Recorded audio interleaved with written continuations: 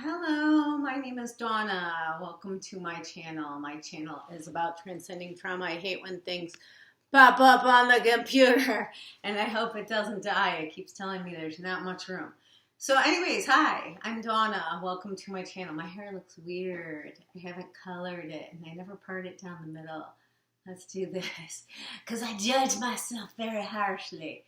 That's sort of what this is about. So I'm on a 100-day journey to finding self-worth, to connecting back to self after living through abuse and trauma. It's sort of what came first, the chicken or the egg?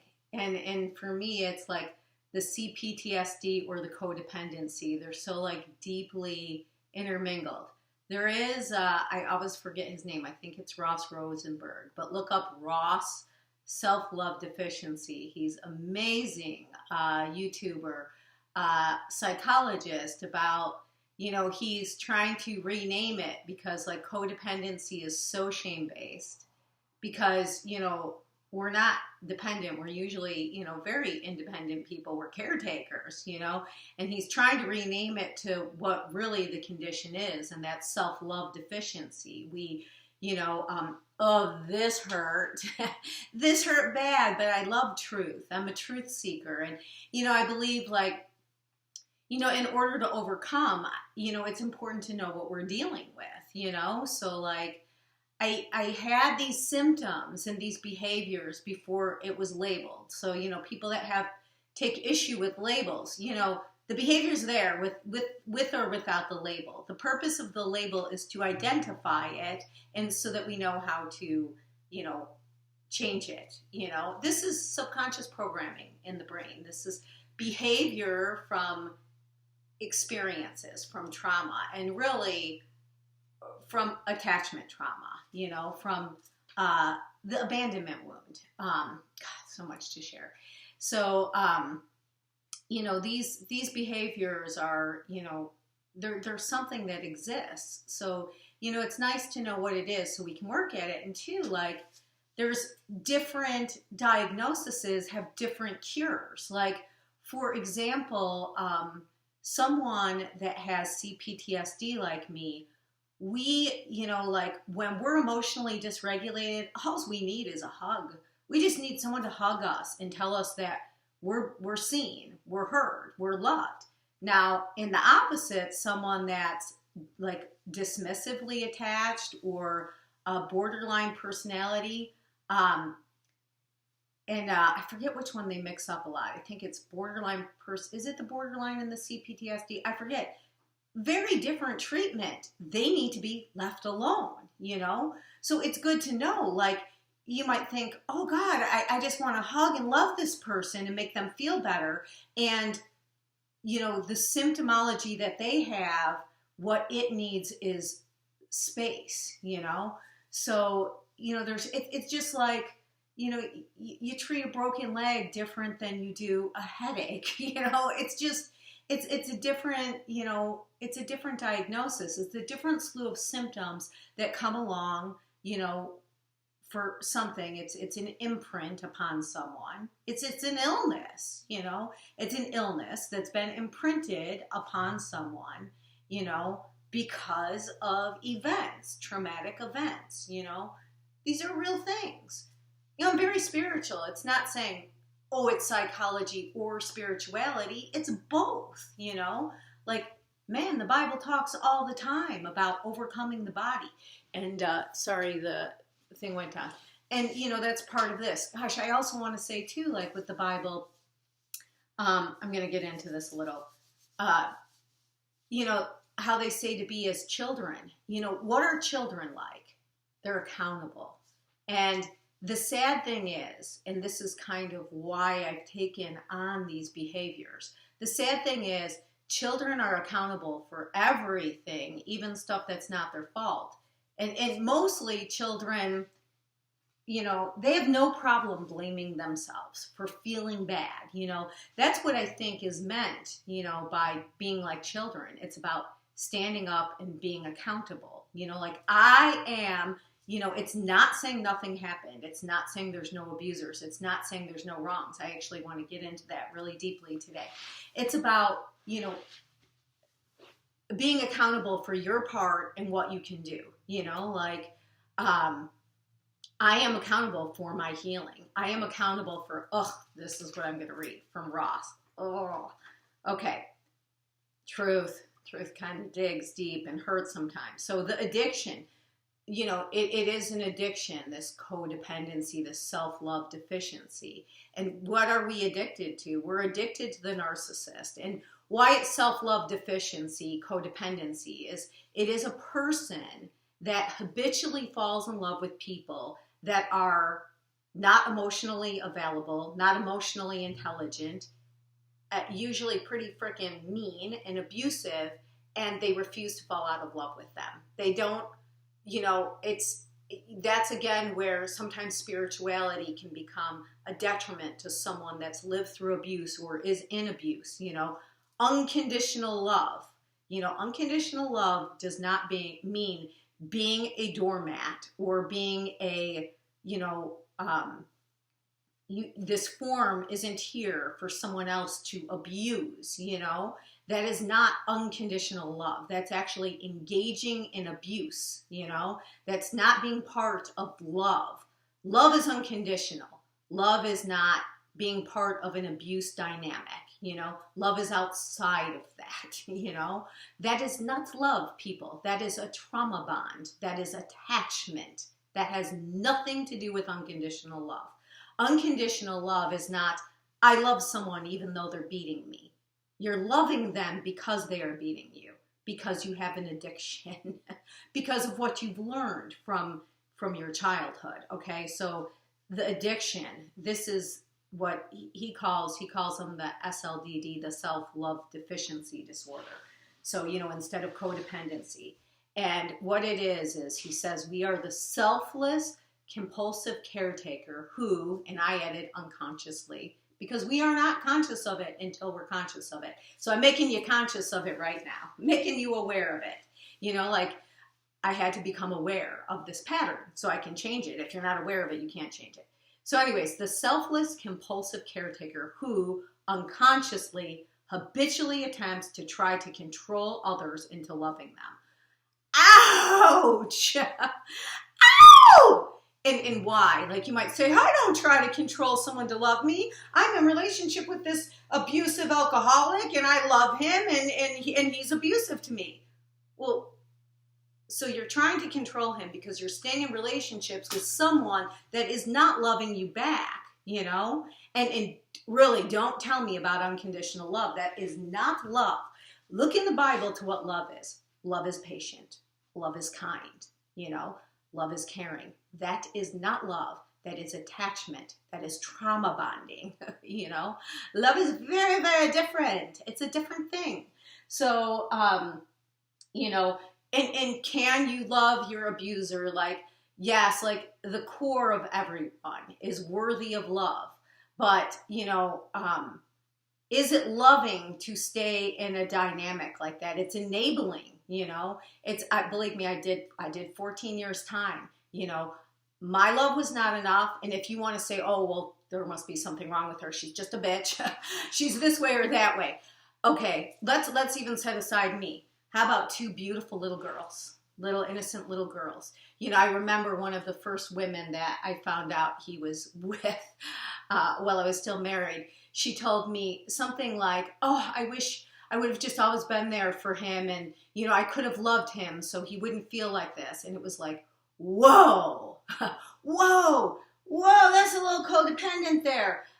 Trying to control others into loving them. Like, you think you have that power. Like, two little innocent little girls that were his children couldn't love him enough into changing.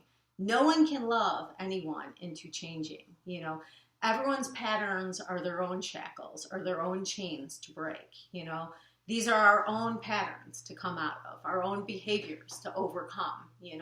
Like, no, you are not going to love someone into changing. It is not going to happen. Okay, what I really wanted to talk about today, and my 9-minute intro into it, is sort of something I talked about the other day, and I want to dig a little deeper into it. And it's sort of like, okay, we know the codependency, what it is. It's the self-love deficiency, and it's about staying in relationship, and it's an addiction. So, who are we attracted to? We're attracted to the narcissistic abusers. Why? Because it's filling a void. It's the habitual loneliness. And I can say, oh, I'm not lonely. And really, I am healed. I've been alone a long time, and I've done some healing. I have not filled that void with another person. I did before go from relationship to relationship to relationship to relationship to marriage, and there was like barely ever any time in between. And that is, like whether you're conscious of it or not, you are trying to fill a void. And the void is the abandonment wound that comes from childhood. So it is like sort of the codependency versus the CPTSD. Well, the CPTSD too, the complex post-traumatic stress disorder, that comes from childhood trauma, and then you like go out self-fulfilling prophecy and you end up pattern matching, But then we can further re-traumatize ourselves by, so we end up being magnetized to the narcissistic abusive people. Why?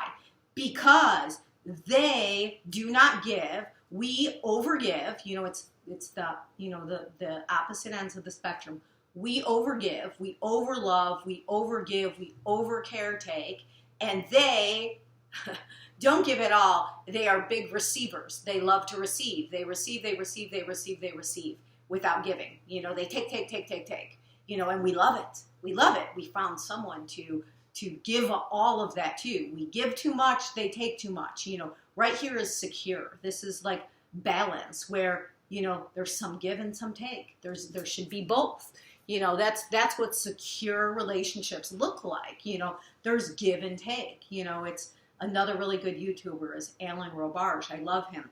He talks about relationships, any of them, even parent-child, like, the emotional attunement. It's like playing ball, you have the ball, this is your love. This is your empathy, your compassion, your emotional vulnerability. And you toss it to someone and they catch it, and they fill it up with their love and that, and they toss it back. It's like playing ball back and forth, and in these other dynamics, it's, we're throwing the ball, and throwing the ball, and throwing the ball, and throwing the ball, and they're taking it, and then we got to create another ball, and then they're taking it again and create another ball, and it sucks. Pretty soon they have all the balls and we got nothing.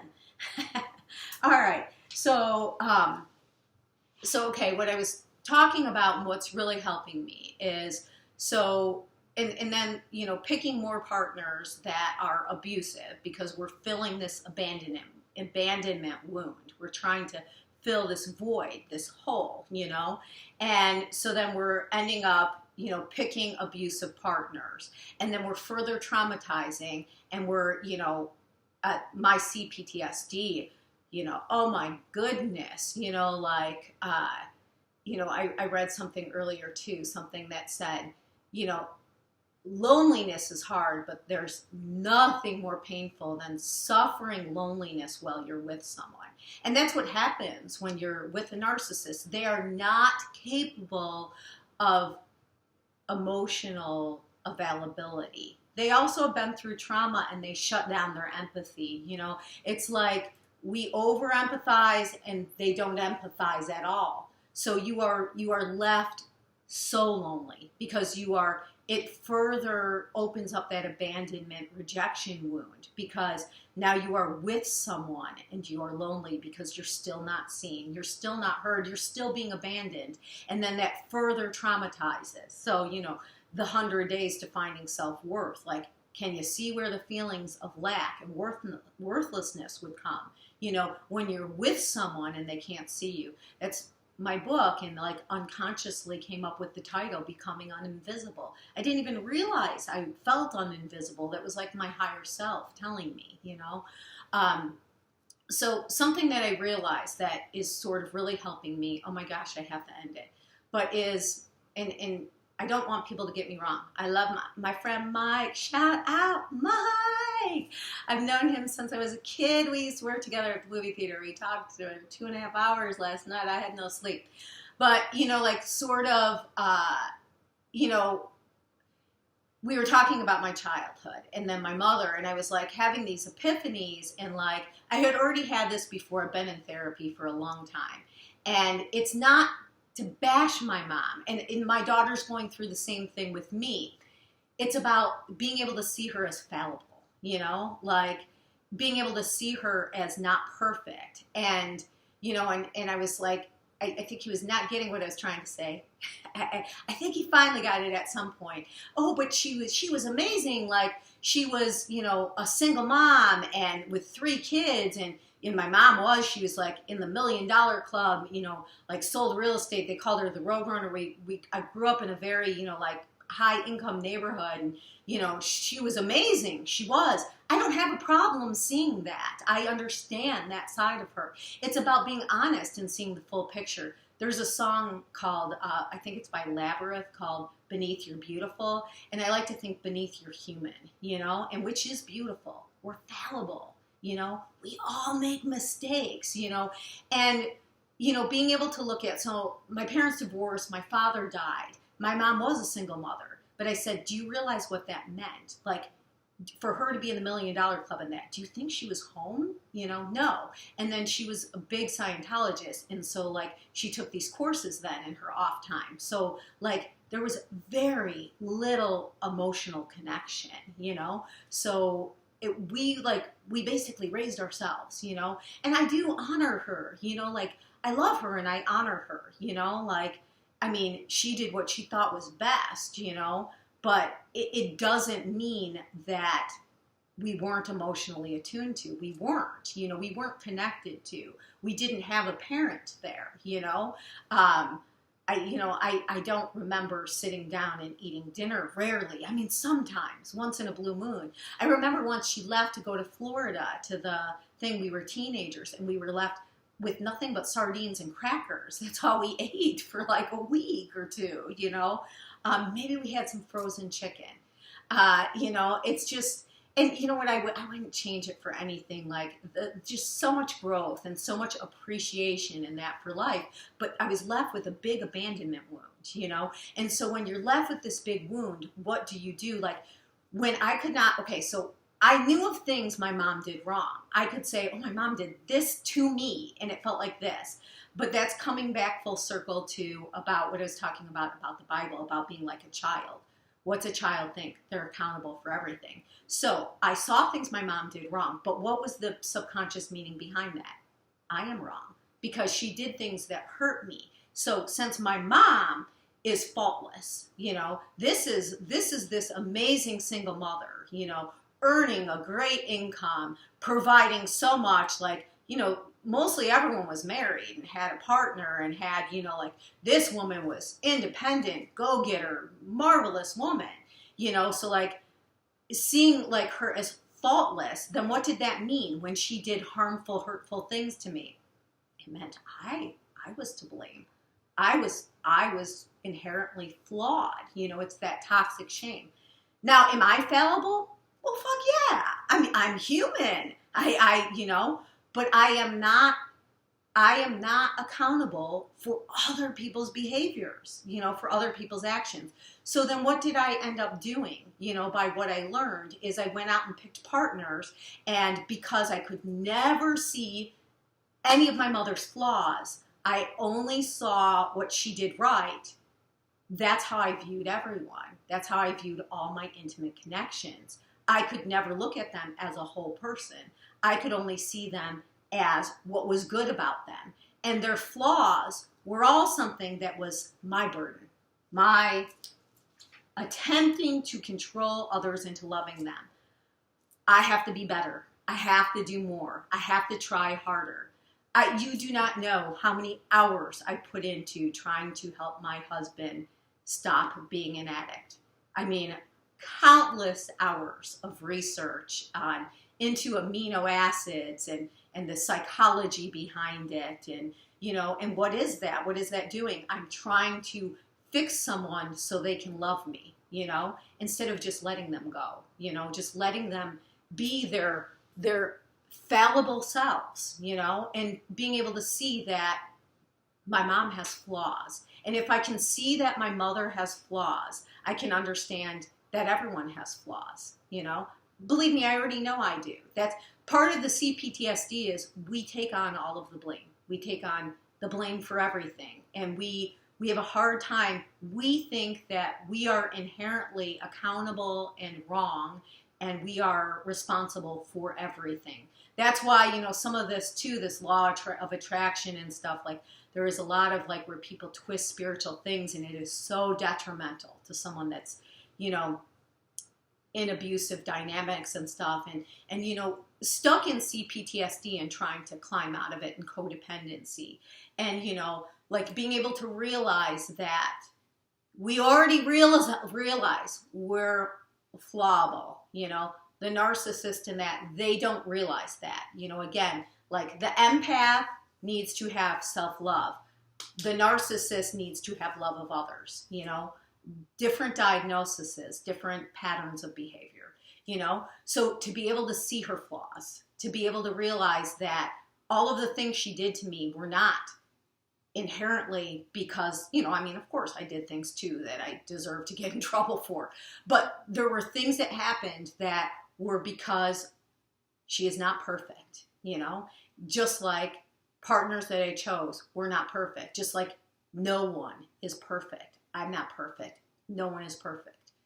We all have flaws, you know, we all, you know, sometimes make a wrong choice, sometimes do something that isn't perfect, you know, as long as we're aware, you know, after and accountable and use the event to, you know, make change, you know, like, so if I do something wrong, if I can be aware of it and, you know, be accountable for it and make the change, it's sort of a segue, but you know, it's just an amazing epiphany for me to be able to, like I said, I saw her do things to me that were very hurtful, but I always took the burden on myself because in my eyes, she was perfect. And like I said, oh, and happy birthday to my Michaela is 18 today. Holy crap, I gotta end this. But, you know, it's the same with her. Like sometimes, you know, she gets so angry at me and so hard on herself. And I want her to know that, like, I love you, Michaela, so much. And I love you too, Bella. I love you guys so much.